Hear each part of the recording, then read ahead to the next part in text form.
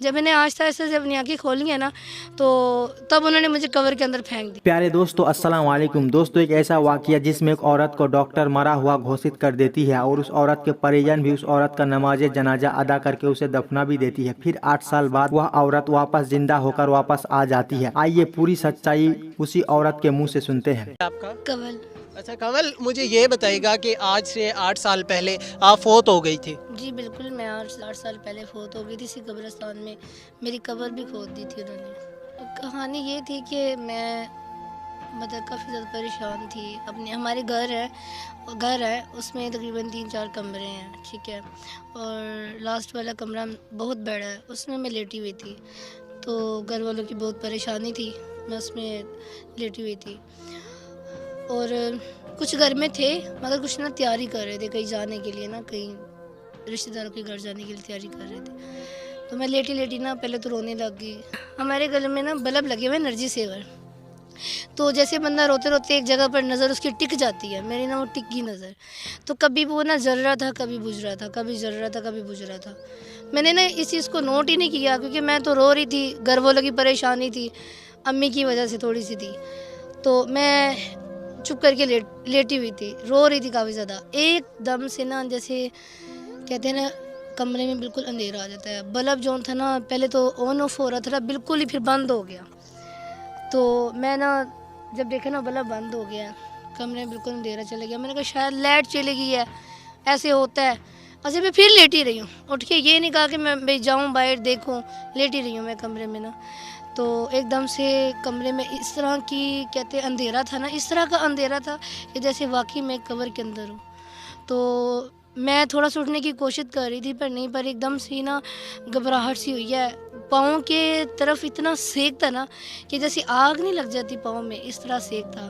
तो उसी उसी चीज़ को मैं ना नोट कर रही थी और मैं आसपास देख रही थी। उतनी ही देर में कमरे का दरवाज़ा इतने गुस्से से बंद हुआ है जैसे किसी ने ना इतने गुस्से से दरवाज़ा बंद किया और कुंडी लगा दी है।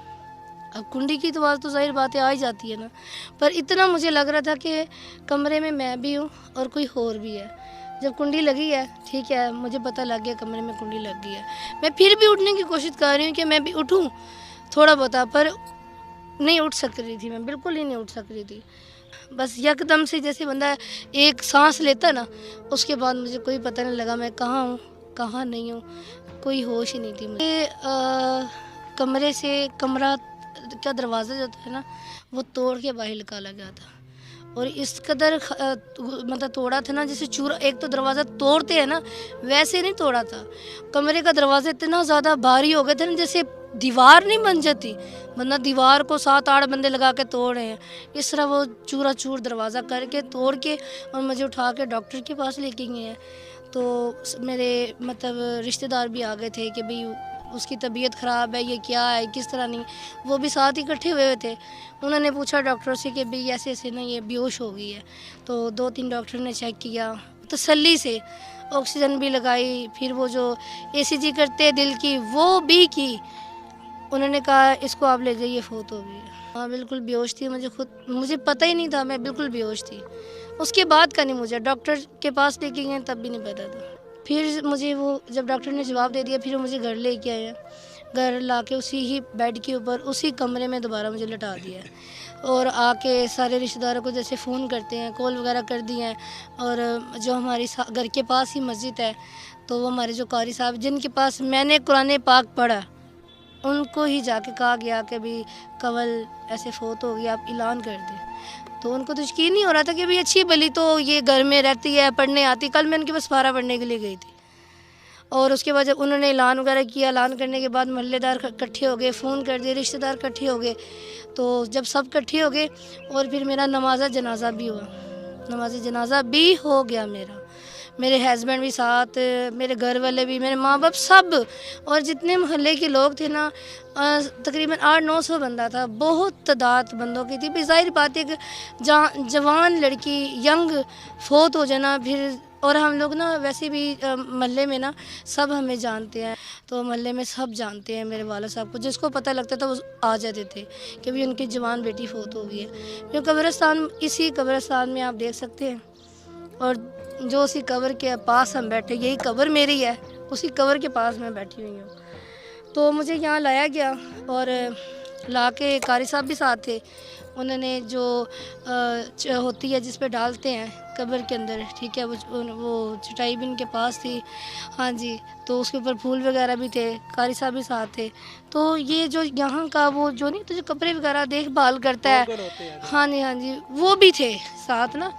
तो वो ना कह रहे थे कि चटाई इस तरह पकड़ो और फूल भी डाल दो, और वो जो ऊपर चारों कुल लिखे होते हैं, वो जो चादर होती है, वो कहते थे ये भी रहने दो। जब उन्होंने ये बात की है ना, वो चीज़ ना मेरे कान के अंदर गई है कि भाई ये क्या बात कर रहे हैं। जब मैंने आहिस्ता से अपनी आँखें खोली है ना, तो तब उन्होंने मुझे कवर के अंदर फेंक दिया। जब मैंने आँखें खोली, वो चटाई जैसे किसी को फेंक नहीं देते, जैसे भाई समझो कोई शॉपर फेंक दिया, वैसे मुझे उन्होंने कवर में फेंक छोड़ दिया। जब मुझे उन्होंने फेंका, जब मैं कवर के अंदर गई हूँ, मेरा एक तो सर लगा है और फिर कमर लगी है, और मुझे पता लगा जी मुझे इतना चोट लग गई है। जब मैंने देखा तो इतना तो पता होता ही मैं कवर के अंदर हूँ, ठीक है।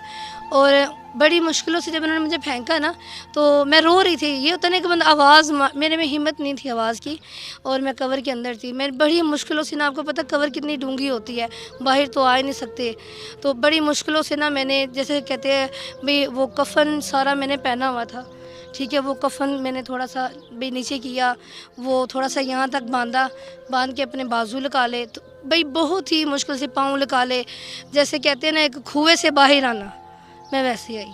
आके यही देखा कि कोई भी नहीं था। दोस्तों, जैसे कि आपने सच्चाई सुनी, उम्मीद करते हैं ये वीडियो आपको पसंद आई होगी। मिलते हैं अगले वीडियो में। खुदा हाफिज।